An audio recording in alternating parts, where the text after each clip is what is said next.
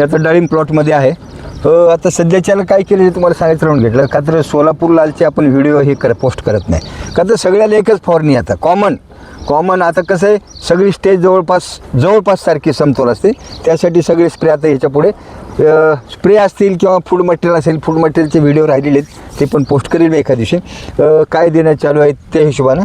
तर मग आज आता काय केलेलं आहे कालपासून ह्याला फवारणी चालू केलेली आहे. फवारणीमध्ये काय घेतलेलं आहे यावेळेस कॅब्रिओ टॉप घेतलेला आहे. कॅब्रिओ टॉप अतिशय छान बुरशीनाशक आहे. दोन त्याच्यामध्ये घटक आहेत. हे दोन घटकाचं मिळून एक बुरशीनाशक तयार आहे.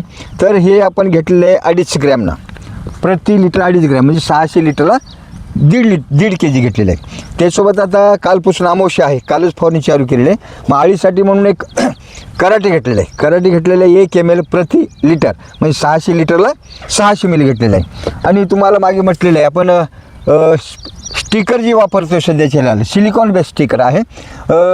हे कसं आहे TDS मेंटेन pH मेंटेन त्याच्यानंतर स्प्रेडर स्टिकर हे मल्टीपर्पज आहे.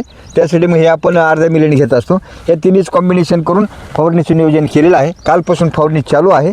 जे शेतकरी बांधव या प्लॉटसोबत आहेत त्यांनी फवारणीचं नियोजन करा आणि फवारणी करून घ्या का तर अमावस्या आहे आणि 22-23 तारखेपासून पाऊससुद्धा आहे. नंतर फवारणी करू देईल न करू देईल काही सांगता येत नाही. 1-2 दिवस मागे पुढे होऊ शकतं. नमस्कार.